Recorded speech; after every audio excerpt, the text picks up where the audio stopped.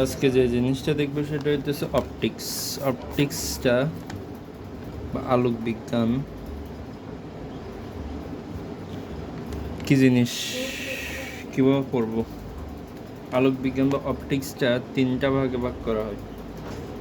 তিনটা ভাগের মধ্যে ফার্স্টের ভাগটা হইতেছে রে অপটিক্স,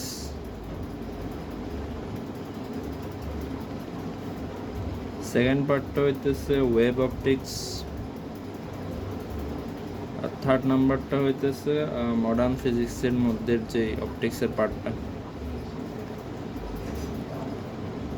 অপটিক্সটা পড়ার তিনটা ধাপ আছে, এই তিনটা ধাপ পড়তে হয় ফার্স্টে। তো অপটিক্সের পড়ালেখা এই তিনটা ধাপের মধ্যে আমরা মেইন ইম্পর্টেন্ট ধাপগুলোই পড়ব প্রত্যেকটা ধাপের। তো বেসিক থেকে দেখতে হবে সব কিছু। ফার্স্টের মধ্যেই অপটিক্সের কথাবার্তা যখন আসবে তখন তার মানে হইতেছে আমাদের অপটিক্সের কথাবার্তা যখন আসবে সাথে সাথে আমাদেরকে ফার্স্ট কোয়েশ্চেন আসবে, হোয়াট ইজ লাইট? লাইট কী জিনিস?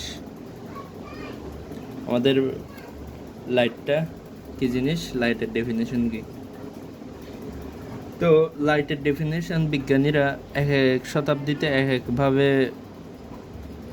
তাদের ব্যাখ্যাটা দিয়েছিল, কিন্তু কারো ব্যাখ্যাটাই সঠিক শুদ্ধ একদম যে পিওরভাবে লাইটের সংজ্ঞা দিতে পারছে সেরকম মানুষ পাওয়া যাইত না। কোনো বিজ্ঞানী একদম লাইটের পিওর সংজ্ঞা দিতে পারে না কখনো। তো লাইটের প্রথম সংজ্ঞা দেন হচ্ছে বিজ্ঞানী।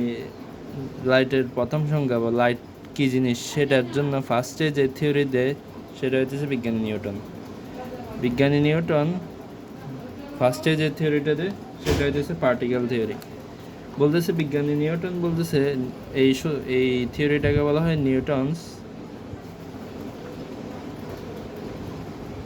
Corpuscular theory.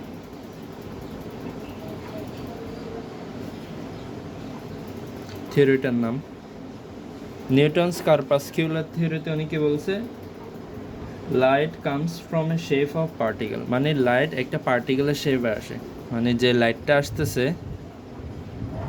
লাইট সেটা একটা পার্টিকেল শেপে আসে বা কণা শেপে আসে। তো এই কথাটার ভিত্তি বলতে গেলে বিজ্ঞানী মহলে তেমন একটা পায় নাই, কারণ এটার কোনো প্রুফ নেই, ব্যাখ্যা নেই, কিছু নেই, জাস্ট একটা হাইপোথেসিসের মতো, মানে একটা অনুমানের মতো।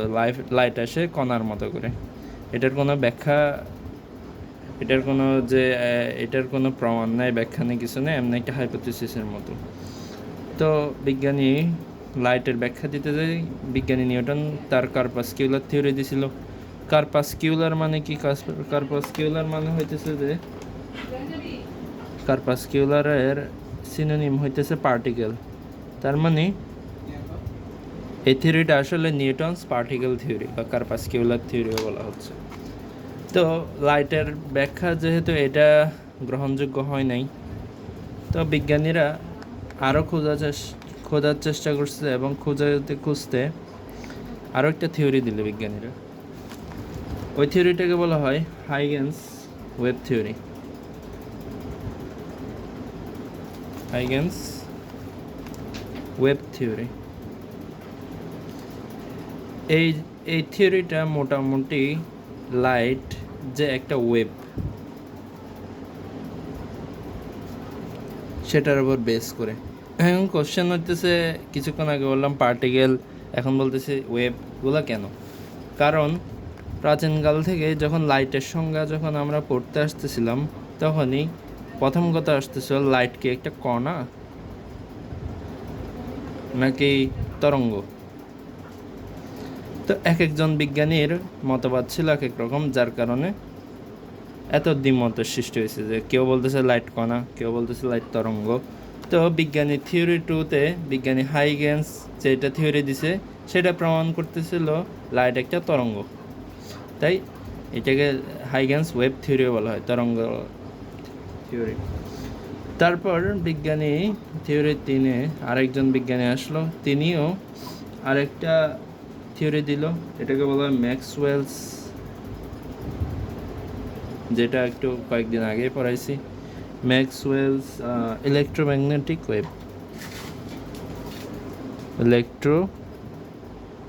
ম্যাগনেটিক ওয়েভ থিওরি, এটাও কিছুদিন আগে পড়াইছি, হালকা পাতলা ফুল শেষ করাইতে পারিনি। এটাও ওয়েভ থিওরি, এটাও একটা তরঙ্গ থিওরি। তার মানে থিওরি 2 আর থিওরি 3-এর মধ্যে মিল হচ্ছে কি, তারা দুজনে লাইট একটা তরঙ্গ, যে এই জিনিসটাই বলছে।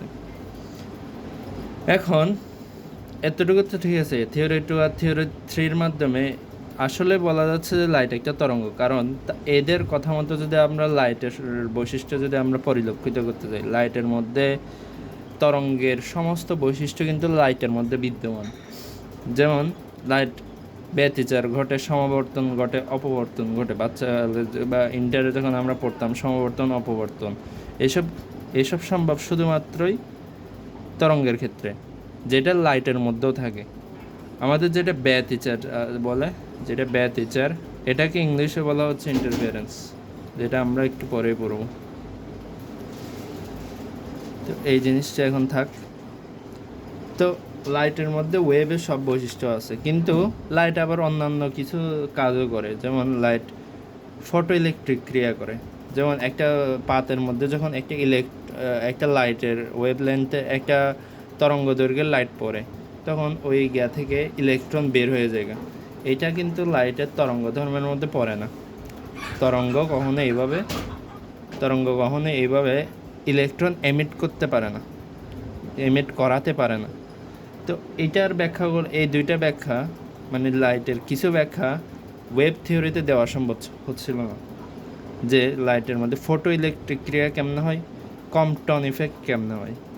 এটার জন্য বিজ্ঞান আরেকটা থিওরি আসলো, থিওরি 4।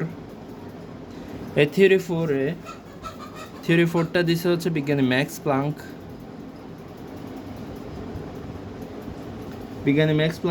কি দিছে, কোয়ান্টাম থিওরিতে তিনি বলছে লাইটের মধ্যে যে গিয়াগুলো আছে সেগুলো বা শক্তি প্যাকেট আকারে আসে, কোয়ান্টা আকারে আসে। এই জিনিসটা আবার লাইটের কণা ধর্মের ক্ষেত্রে পসিবল। কারণ প্যাকেট আকারে যদি এনার্জি বহন করতে হয় বিচ্ছিন্নভাবে, তখন তাদেরকে আলাদা হইতে হবে। এখন আলাদা কোনো তরঙ্গের কি তার ক্ষেত্রে কি পসিবিলিটি আছে যে কোনো একটা তরঙ্গ এভাবে আলাদা নিয়ে আসতে পারে? ওটার জন্য ওই জিনিসটার অবশ্যই কণা হইতে হবে। তো ম্যাক্স প্লাঙ্কের কথা অনুসারে লাইট আবার কণা, লাইট একটা কণা। তো দেখা যাইতেছে একজনে বলতেছে লাইট তরঙ্গ, একজনে বলতেছে লাইট কণা। কারটা বিলিভ করব? তো এই জন্যই বিজ্ঞানী তারপরে এদের প্রত্যেকটা থিওরিকে সমন্বয় ঘটাইছে হইতেছে একটা বিজ্ঞানী, তার নাম হইতেছে বিজ্ঞানী ডি ব্রগলি। বাংলায় বলে ডি ব্রগলি, ইংলিশে বলে ডি ব্রয়েল। ডি ব্রয়েল বলল কি, লাইট তরঙ্গ কণা এত ডিবেট করার দরকার নাই, লাইট দুটোটাই। লাইট কি দুইটাই, লাইট তরঙ্গও কণাও। তার মানে বিজ্ঞানী ডি ব্রয়েলি কি বলছে, লাইটের মধ্যে দুইটা নেচারেই থাকে, ডাবল নেচার।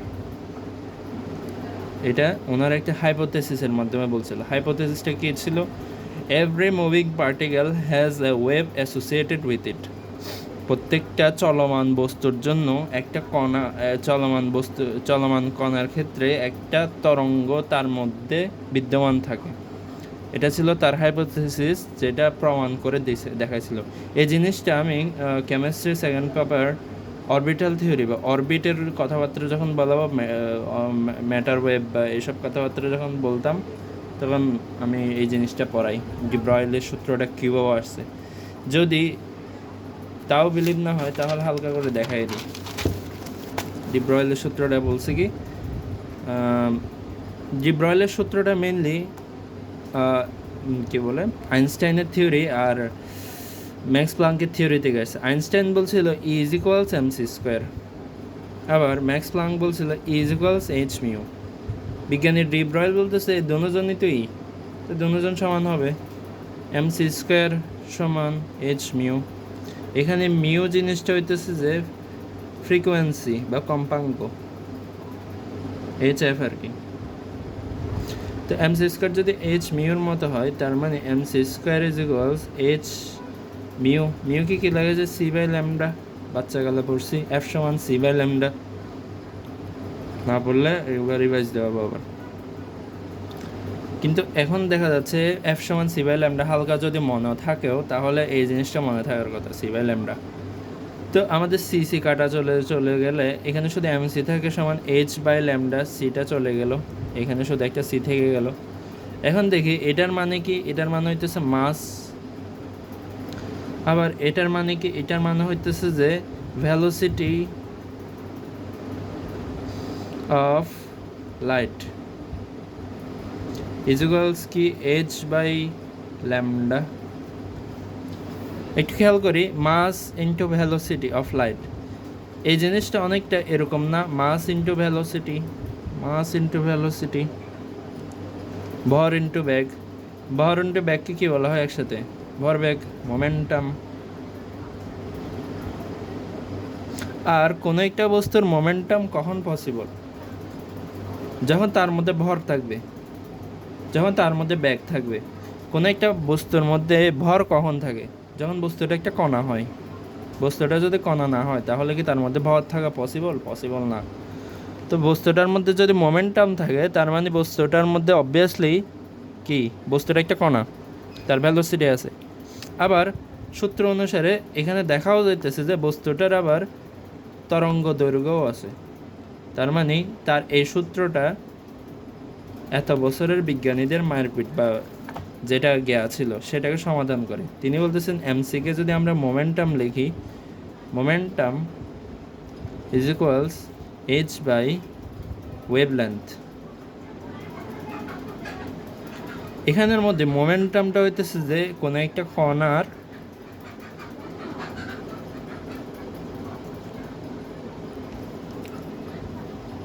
ভুল বলতেছিলাম, ওয়েভলেন্থ হচ্ছে যে কোনো একটা কণার ওয়েভ নেচার,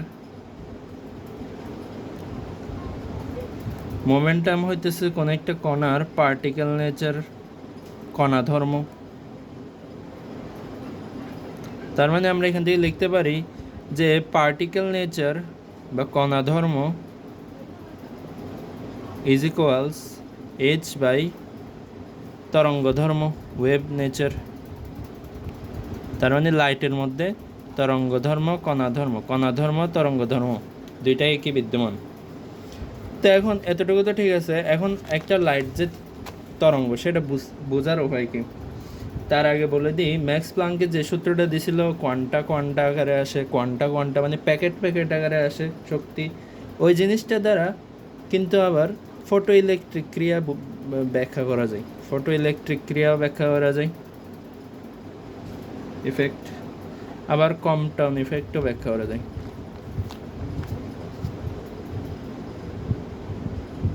কম্পটন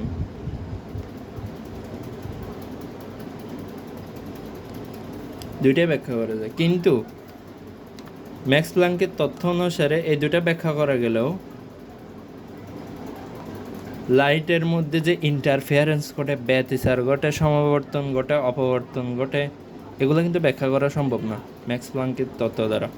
আবার হাইগেন্সের তথ্য দ্বারা ব্যতিচার, সমাবর্তন, অপবর্তন, যত ধরনের জিনিসপত্র আছে সবগুলো ব্যাখ্যা দেওয়া সম্ভব হলো, এই দুইটা জিনিস আবার ব্যাখ্যা দেওয়া সম্ভব না। তো এখন বিজ্ঞানীদেরকে একটু মিলেমিশে থাকতে হবে।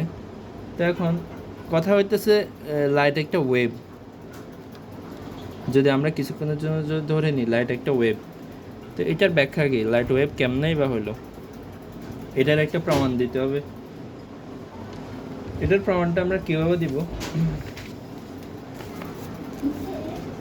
এটার প্রমাণটা আমরা ইন্টারফারেন্স অফ লাইটের মাধ্যমে দিব। লাইটের ব্যতিচার ধর্ম আছে কি, লাইটের কি ব্যতিচার ধর্ম আছে, ব্যতিচার কি থাকে, ইন্টারফারেন্স কি থাকে লাইটের মধ্যে, থাকলেও প্রমাণ কীভাবে করব,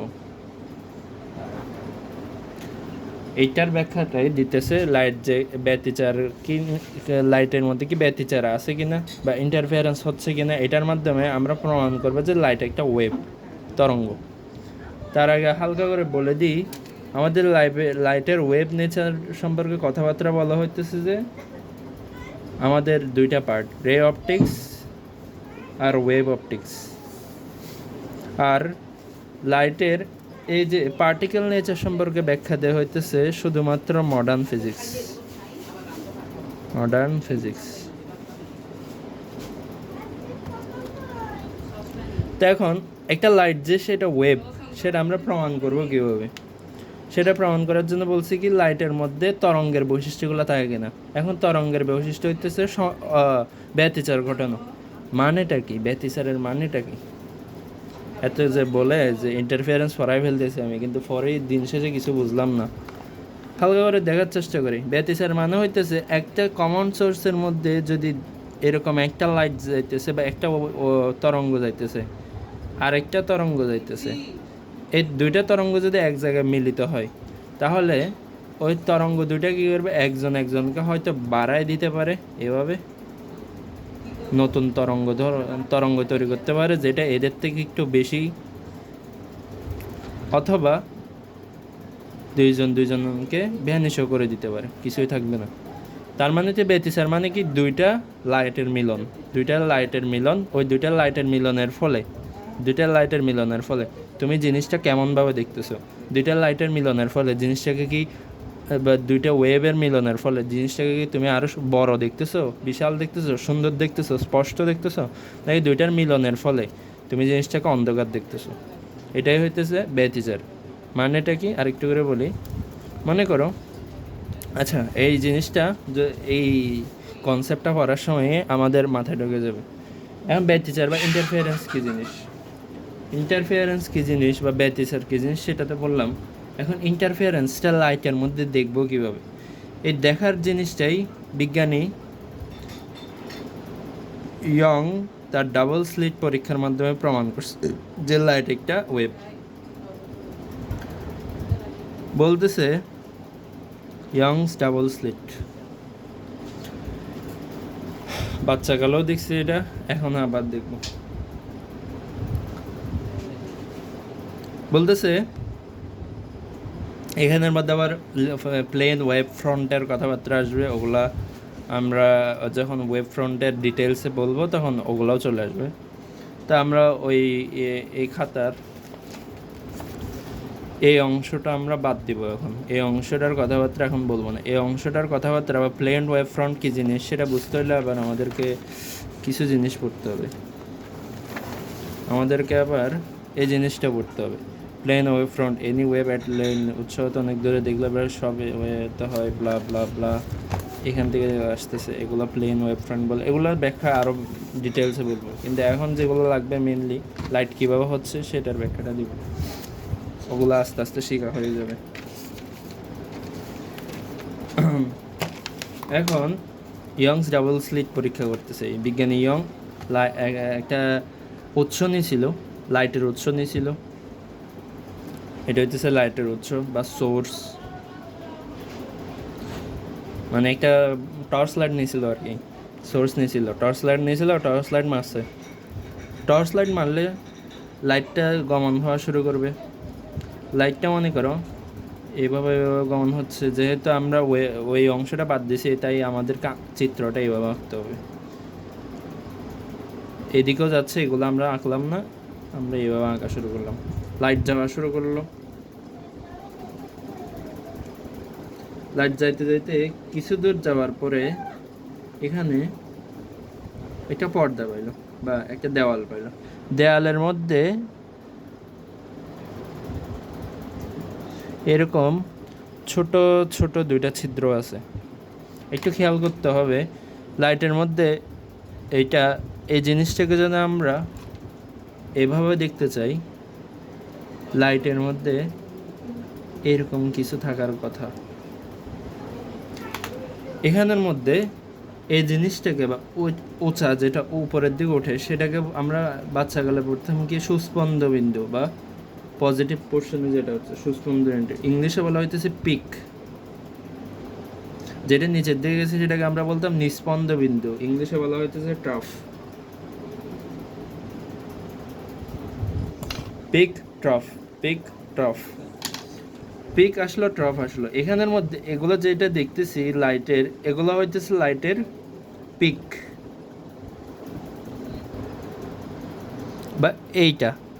তাহলে অবশ্যই লাইটের একটা ট্রফ থাকবে এখানে। ট্রফটাকে আমরা যে অন্য একটা কালার দিয়ে আঁকি, পিঙ্ক কালার দিয়ে আঁকতেছি। এটা একটা পিক হয়েছে, তার মানে একটা ট্রফ হবে। পিকের পরে একটা ট্রফ হয়, তার মানে একটা পিক, তারপরে একটা ট্রফ হবে। ট্রফটাকে আমরা আঁকলাম, তার মানে এটা এখন পিক, তারপর আরেকটা ট্রফ হবে, নিস্পন্দ বিন্দু হবে, সুস্পন্দ বিন্দু, আবার আরেকটা নিস্পন্দ হবে, সুস্পন্দ, নিস্পন্দ, সুস্পন্দ, নিস্পন্দ, পিক, তার মানে এখানে যে পিঙ্ক কালার সেটা কি ট্রাফ, পিক ট্রাফ। এখন এখানে যখন এভাবে এখানে আসলো, একটু খেয়াল করে দেখি, যখন এখান থেকে গমন করবে লাইট কি দুই ভাগে ভাগ হয়ে যাবে নাকি এই ছিদ্রগুলা আবার নতুন উৎস হিসেবে কাজ করবে? ছিদ্রগুলো আবার নতুন উৎস হিসেবে কাজ করবে। মনে করো একটা একটা একটা রুমের মধ্যে পুরাটা রুম হচ্ছে যে লাইট দিয়ে ভরা। এবার রুমের এক পাশে মনে করি এইভাবে দেখায় জিনিসটাকে, একটা রুমের মধ্যে দুইটা ভাগ আছে, দুইটা ভাগের মধ্যে এখানে অনেকগুলা লাইট আছে, অনেকগুলা লাইট আছে, আর এখানে ছোট একটা ছিদ্র আছে, দুইটা ছিদ্র আছে। একটু খেয়াল করলে দেখবো যে আমরা কি লাইট যদি শুধু এখানেই পড়তো, যদি গমন না করতো, তাহলে আমরা এই ছিদ্র দিয়ে এখানে কোনো লাইট দেখতাম না। কিন্তু এমন কিছু কি হয়েছে, এখানে মনে করো পুরোটা অন্ধকার। যদি তুমি এখানে দাঁড়ায় থাকো, তুমি খেয়াল করবা যে ওখানের ওই রুমের যে লাইটটা আছে, ওই লাইটগুলা এই ছিদ্রপথ দিয়েও তুমি দেখতে পারতেছো। তার মানে এই ছিদ্রপথগুলা দিয়ে লাইটটা গমন করবে।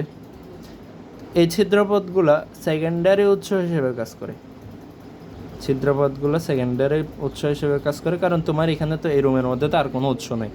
তার মানে এটা হচ্ছে তোমার সেকেন্ডারি উৎস, এটা হচ্ছে প্রাইমারি উৎস, যেখান থেকে লাইট আসতেছে। এখানের মধ্যে